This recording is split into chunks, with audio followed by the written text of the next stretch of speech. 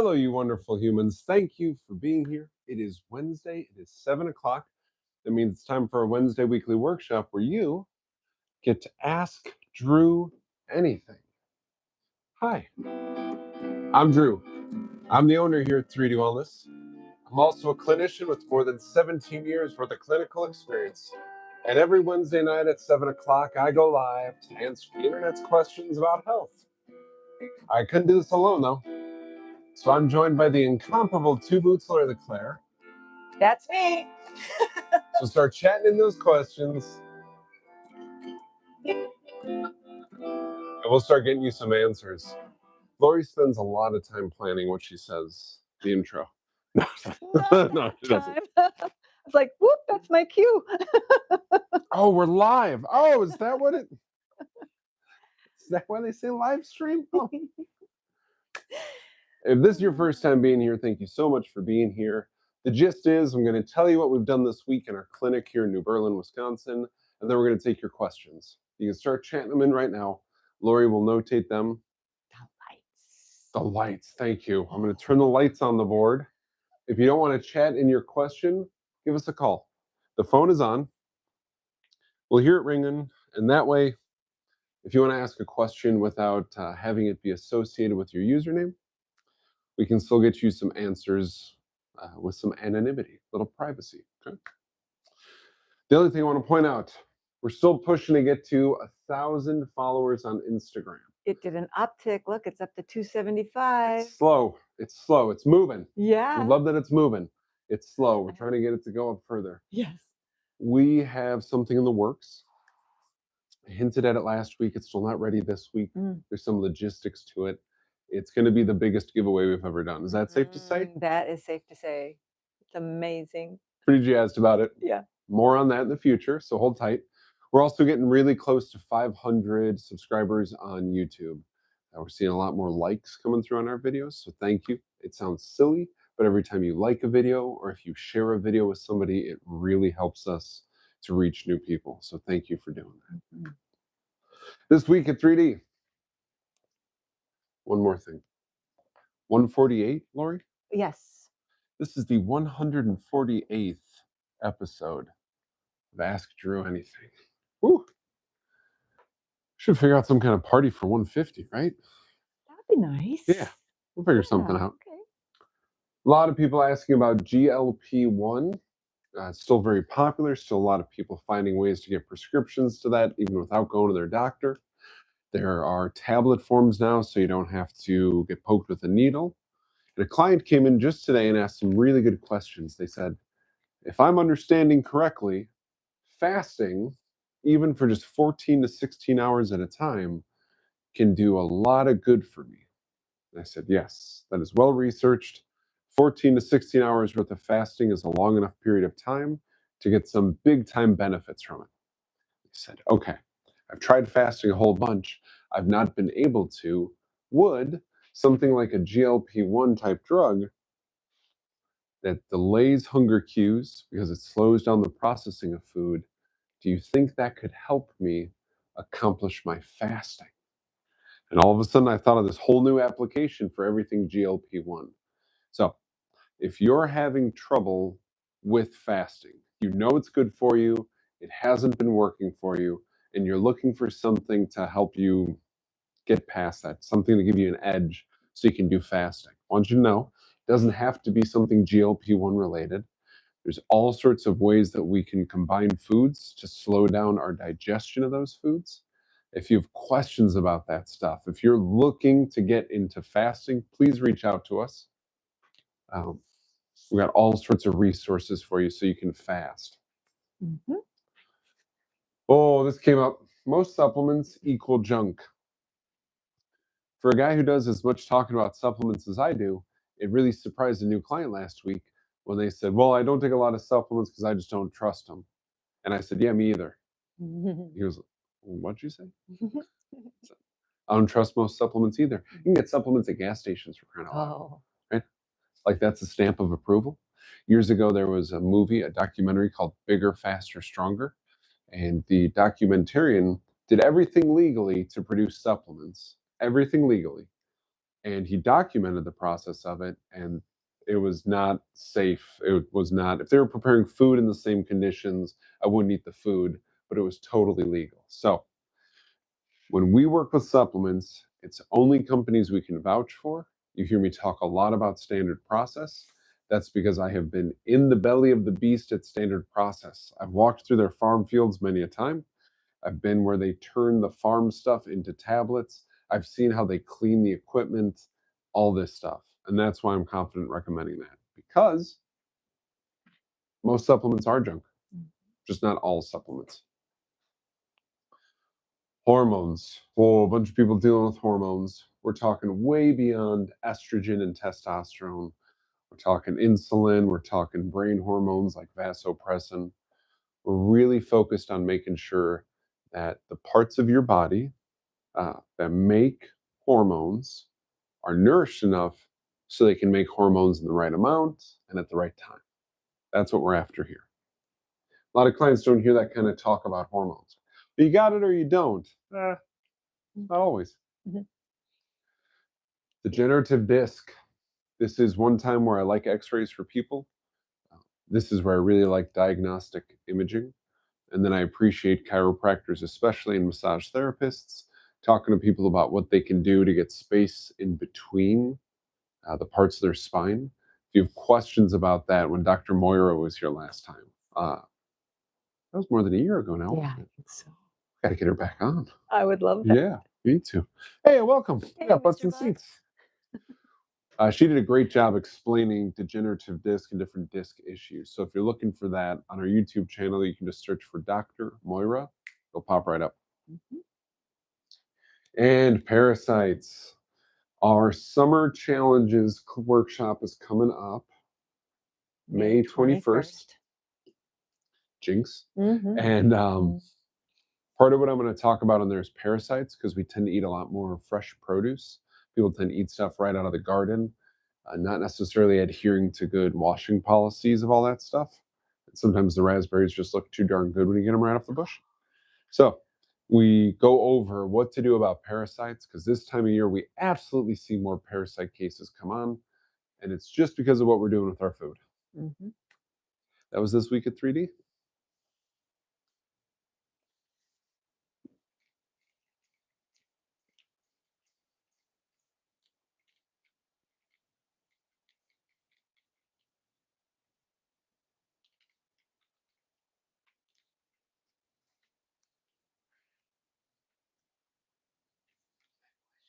Yeah, we got a question. Fire away. So chlorophyll cleanses the blood if he's sick, right? Chlorophyll complex by Standard Process is really good for helping the body combat BO, body odor. Does that apply to feet as well if they're stinking? Yeah. Okay. Yeah, good question. Definitely works. Oh yeah, oh absolutely. I'm gonna write in green because we're talking about chlorophyll complex. Chlorophyll. Let's see if Drew remembers how to spell chlorophyll. I'm pretty sure that's it. Chlorophyll complex, Standard Process supplement. Super dark green. Holy smackers. What Standard Process did with this one was they took a bunch of plants that are naturally rich in chlorophyll, and they combined all of them into a nice little soft gel for us. It is so dark green that it looks black when you look at the little soft gels. If you get this stuff on any fabric, it is forever dark green. Mhm. But when we take it internally, incredible for mucosal membranes.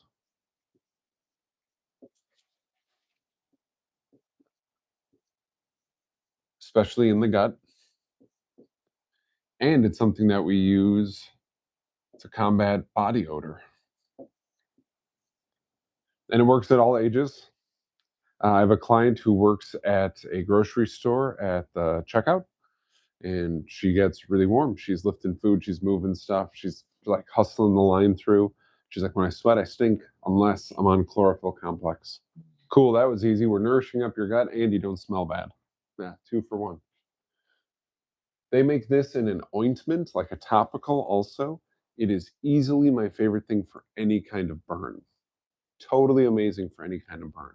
Severe sunburn, you were cooking and the bacon oil splashed on you, you're getting something out of the oven and your arm just tagged the wall, whatever, the chlorophyll complex ointment, easily my favorite thing for burns. You carry that? Mhm. Oh yeah. Oh yeah. We always got a couple of tubes on the shelf of the chlorophyll ointment. Mhm.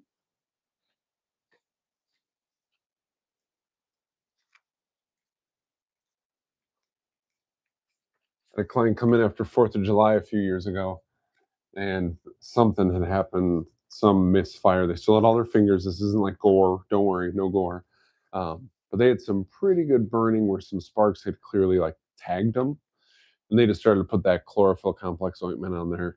They said it worked great. The only problem was they had to wrap their whole forearm with gauze so that the ointment wouldn't get on any of their clothes or their steering wheel. Because now you have a green steering wheel if that ointment gets on your steering wheel. Don't worry, Drew, it's black leather. Not anymore. Now it's dark green leather. Other questions?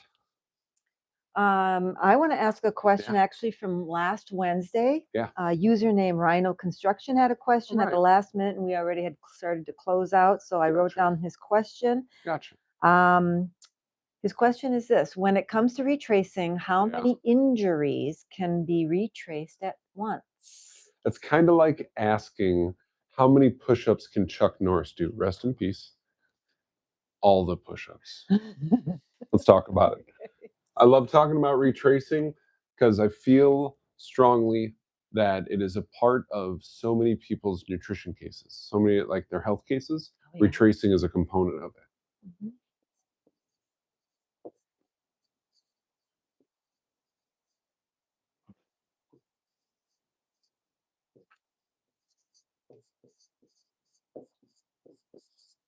All right, so retracing is another way of going back to the scene of the crime. And what I mean by that is when you go through any truly deep healing method, the body will often shut itself down at some stage of life when a potent enough trauma occurs to it. And what the body is saying was, this trauma took place. I don't have everything I need to totally deal with it, but I can tie a little bow on it for now and it won't get any messier. It's just not totally fixed. It's not getting worse. It's not getting better. And I can live with that. And the body moves forward and you keep surviving. When you start to do these deep healing methods, what happens is the body says, hey, that thing I tied a bow on and said I'll get back to that later, I'm equipped to handle that now. I want to go back and handle that. And usually the way that that looks is old symptoms recur.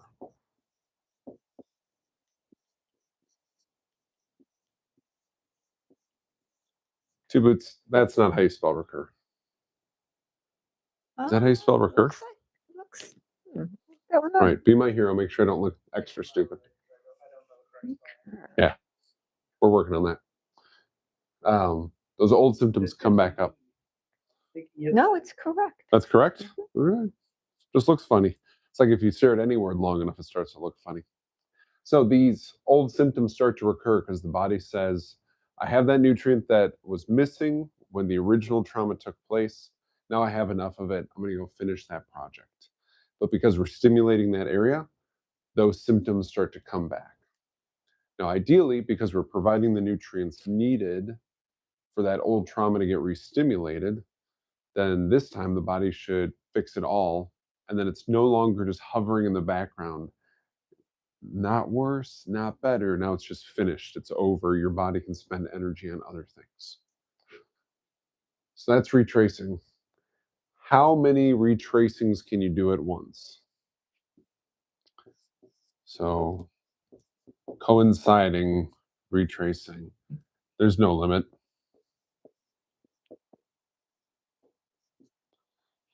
What I would say is if you have multiple traumas, let me write this down because I'll explain it better.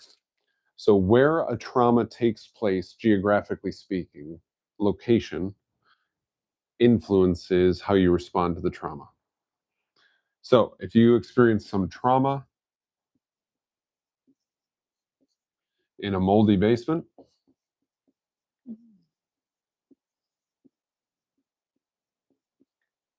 it's very likely that because a trauma is taking place and your body is in a heightened state, it's going to pull in more elements of its environment because you are in that heightened state. It's like people when their house is on fire and they start to breathe deeper than they've ever breathed before because they're panicking and they're trying to run, and they take in these huge gobfuls of smoke as they're in that heightened state. So the first step of getting out of a building that's on fire is remain calm. Get down to the floor. Move towards an exit. It's like chill it because you don't want to pull in more of your environment while you're going through that trauma. So if a person goes through a trauma that's taking place in a moldy basement, it's very likely that that person ends up with some degree of mold going on inside of their body. To really handle mold, a nutrient that's really important is sulfur. I'm going to come back to that. This same person has some trauma take place and their knee gets injured. They get some knee strain going on. One of the things that can really help a knee strain is to take sulfur. So, the same person has two separate traumas that would both be helped by the presence of sulfur. So, if you start to give somebody sulfur, like in Spanish black radish, it's very likely their body at the same time is going to say, great, I can go fix that mold from that junk that happened in the basement, and I can help that knee joint that isn't performing at that optimal level. The list could go on and on for other areas that like sulfur. Your liver likes sulfur, your spleen likes sulfur. If they've experienced traumas, they might start to work on the old stuff. It's not a guarantee that all the sulfur-related traumas are all going to fire at the same time. It's just absolutely a potential. It could happen. Yeah. Just part of the reason I see my people regularly. So if that weird stuff starts kicking on, they got old Drew here to guide them through it and be like, here's what's going on. Here's what we're going to do about it. You are safe. You are sound, kind of stuff.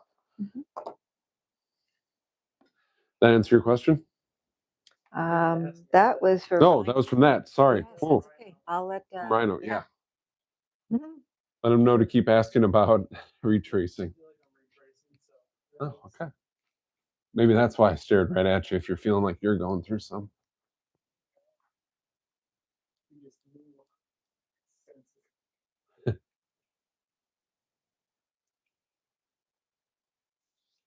Good. Other questions rolling in. Yeah, I've got one. Right on. No, I'm the curiosity. So I've noticed this past week all the pollen on the ground from the trees. Windshields. Yeah, and it reminds me of how prevalent allergies are this time of year. And I was curious, what makes some people susceptible to allergies? Yeah, really good question. What makes them susceptible to allergies? Yeah, I mean, and some people aren't affected at all. So what is it? Yeah, sure. Let's talk about it. Is that right or wrong? Yeah, we'll talk about it. Let's give them something to talk about. All right, so some people have more allergies and some people have less allergies. Some people don't know they have allergies. There's all sorts of options here. So one of the big drivers of allergies are histamines. One of the best things you can do is just associate the word histamine with irritant. If something is irritating your body, it's very likely that histamines are being produced, okay, that your body is dealing with a histamine-related issue. The majority of histamines that our body deals with are processed by liver. Very good. So we got to make sure we're loving that liver. We got to clear up something about the liver right now. I can't say this often enough. Your liver has 40 different jobs. So give me a break. It is not just a booze filter. So there's so many people who come in and they're like, what do you mean I have anything potentially negatively affecting my liver? I don't even drink. I'm like, great. So your liver has 39 jobs then instead of 40. Can I add something anecdotal? Sure. Since I quit caffeine, Yeah. my mom's dog doesn't bother me anymore. So you're saying you had an allergy to the dog. Right. You quit caffeine, which is metabolized in the liver. Right. And now having done that, I have no issues with the dog anymore. The dog doesn't provoke allergy symptoms in you. Wow. That's pretty cool. It's pretty cool stuff. Let's hear more. So your liver's doing all these different jobs all the time, and histamine processing is just one of them. So some people have allergies because their body doesn't process histamines very well. Not all histamines are the same shape and size. Some are more potent, and depending upon a person's unique uh, imbalances in their body, either excesses or deficiencies, then we're going to see that they will respond more greatly to this histamine source compared to the next one. So is that a reflection of their liver not That's a big being part of in it. a good place? Right. Okay. Then livers get bogged down for a lot of reasons because they got 40 different jobs. Okay. The other big thing to look at is all of the mucosal membranes in your airways, in your gut. When these irritants that are airborne, like you mentioned, pollen, fly in, we want to see that we have really healthy mucus inside of our airways so it can grab that pollen. And healthy mucus is mucus that your body is turning over all the time. It's getting rid of the old stuff, like when you blow your nose, or if you expectorate, that means spit, uh, so that younger mucus can be generated. And we're always pushing off that top layer of mucus, which is sticky and grabs stuff like pollen. So I want to make sure we're helping the mucosal membranes of the body. Are those membranes responsible for then eliminating that stuff from the body? That's going to be liver.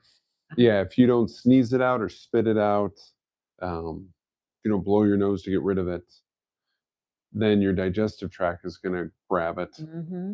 and then your liver is ultimately going to help filter it out. Any of it that gets to the blood is going to get filtered by the liver.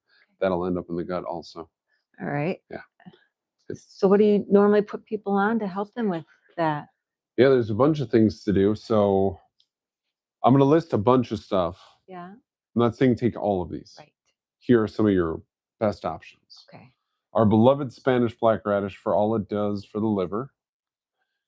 There's a product from Standard Process that is just a natural antihistamine that's called Antranex. Standard Process makes a supplement that addresses histamines and liver function. It's called Allerplex. Some people's airways aren't the right pH, and it makes them really sensitive to environmental stressors. For that, we're going to use something that's called Cal-Amo. Quick side note, just helped a client last week who had a frozen shoulder joint. They couldn't lift their shoulder above about here. We put them on Cal-Amo, and when their family member came in this week, they're like, yep, they can lift their arm up like normal. So there is an herbal product that's called Allergco, unless you're reading it in Spanish, and then it says Ayerco. I love saying that. I'll never stop saying it. Amphiplex is another product by Standard Process that's really good for protecting all of the mucosal membranes. Let's think of one more. Fenbury. Yeah, Fenbury. That sounds good. It's really good for mucosal membranes. Also helps the body remove microplastics, which the first client I saw today came in and said, should I really have attention on microplastics? And I said, considering they found it in cadavers, in lower lung tissue, which goes through a lot of filtration to get all the way to the lower lungs. They're finding it in kidney tissue. They're finding it in brain tissue. They're finding it in umbilical cords. And sperm banks are now reporting that they're finding it in semen samples. Yikes. Yikes indeed, sir. So, Fengray helps your body deal with microplastic stress and is also really good for mucosal membranes. That's what I would do for allergies. Some people get them more. It's likely because their liver is busy doing other jobs. So if we support the liver and we support the mucosal membranes, they'll have less of a reaction to all things allergies. Thank you. Yeah, if you're curious, like, because that's a big list of supplements.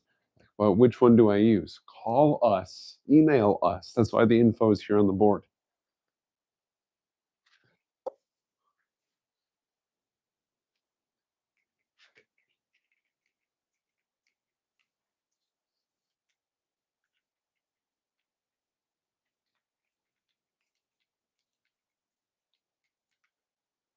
What was the two boots? Wasn't there a question from Suzanne about histamines? Did you put it up here already? Yeah. Okay, cool. Thoughts on histamine release, especially with foods. There.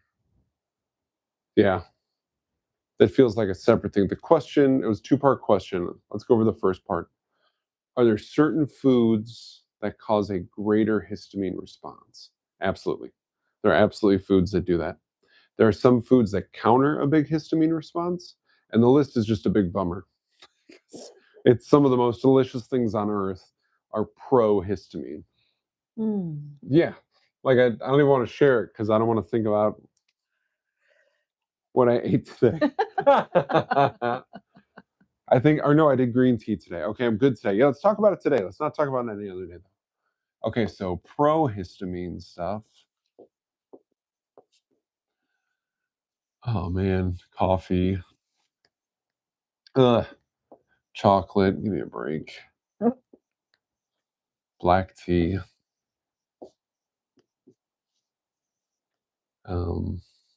Cheese. Yeah. Jeez, that's tough. Cured meats.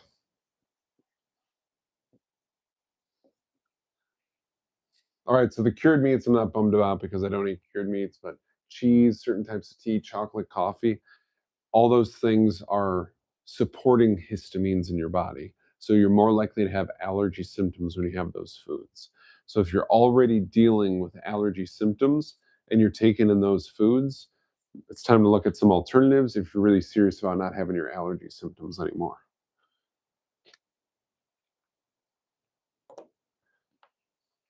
I know wine isn't a food, but wine can do that too, right? Yeah, wine can do that. Absolutely. So some anti-hist things that are really good to do. Cranberries, bitter apples like Granny Smith, artichoke. Those are some that really help the body to counter histamines. So I'll give you an example of how we might use this. If your allergy symptoms flare up every spring, let's say your allergies hit end of April to end of May, then for that 4 week span, we're going to avoid our coffee and chocolate. We're going to switch over to green tea. And we're going to make sure that if we're having a smoothie, that we're putting cranberries. You can get them in the freezer section and you can get them organic in every one of those smoothies, even if it's a quarter cup. It doesn't have to be a cranberry smoothie. We just want to make sure we have some amount of those in there.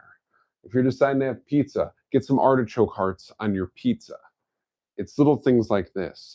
Apple a day keeps the doctor away. Great. Make it a Granny Smith.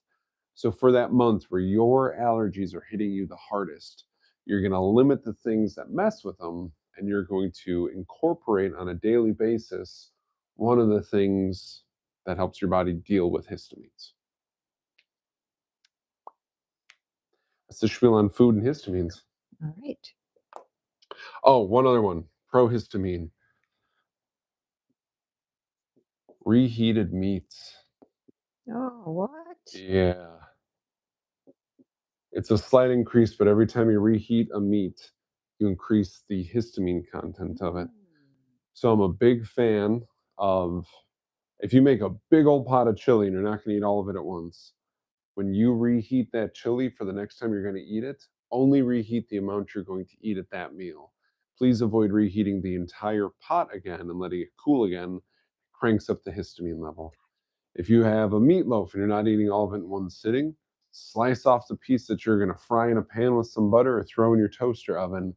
Avoid putting the whole remainder of the meatloaf in there to heat it back up.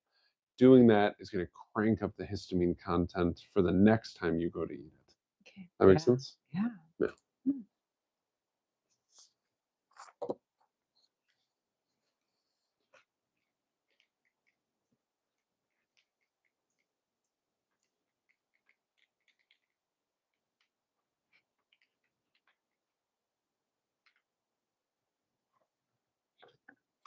All right, today questions roll into. Pretty quiet tonight over on the YouTube side. That's why we got to get all those Instagram followers up so we can be obnoxious on the Instagram side. It will be exciting. So next month it is May 9th is the second Saturday workshop. And it is the history of standard process. I've presented this one before. I have some additional information for it this year. because this year I was appointed as the Dr. Royal Lee Legacy Speaker for Standard Process. So a couple of times we have scheduled already that I'm giving a 1-hour presentation on who Dr. Royal Lee was, how Standard Process got started. I'm incorporating a lot of that information into the History of Standard Process on May 9th, second Saturday in May, 10 a.m. And then the third Thursday falls much later, May 21st. That's the Summer Challenges one. We're hitting sunburn, bug bites, uh, exhaust from mowers. I mentioned something earlier, now it's escaping me. The fresh produce eating, that it increases your parasites. It's a good one. It's one of the seasonal series. Every season, I want you to have a list of resources. Hey, have this in your house for the next 3 months. Mhm. I'd like to ask a quick fun question. Sure. I know you've always said that when we consume bananas, they should ideally be consumed from the country that they're grown in, tropical. Yes. They should be consumed while you are in country. Yes. Yeah. So here in Wisconsin, when we want a banana, what color should it be? Is there like, should it be green, yellow, or brown? Yeah, really good question. So the reason I like produce like bananas to only be eaten when you're in a country where they have bananas is because in order for the bananas from that tree to make it to America, let's say, before they spoil, they have to harvest the banana before it's full maturation, before it's fully matured on the tree, which messes with it nutritionally. Yes. Compared to if it's in country, they aren't worried about shipping it halfway around the world. They can wait till it's at peak maturity and then harvest it because they're just taking it down the road instead of across the Pacific. Mm-hmm. Okay. In Wisconsin, you get a banana. They don't grow bananas here in Wisconsin, believe it or not. And you want to know what color it is. So brown is too far gone. Okay. Yellow is pretty good. Green is best. But they were all harvested from a tree prematurely. Yes. So there's no huge swing. That one is drastically like, oh, we can sidestep the problem of the early harvest by eating it when it's this color. Sorry. It's just that lightly green is nutritionally the most sound. Okay. What'd you say about it being brown? It's like rubbish. Yeah, it's too far gone. Just make bread out of it. Like it's like too mushy to eat, right? I can't be the only one who thinks brown What about banana in a texture-wise is smoothie? awful. Yeah, what about in a smoothie? Oh, sure, yeah. Yeah. Okay. I just don't want the texture of a brown banana. Oh, not your favorite, huh? No thanks. Yeah, no thanks. Babies like it.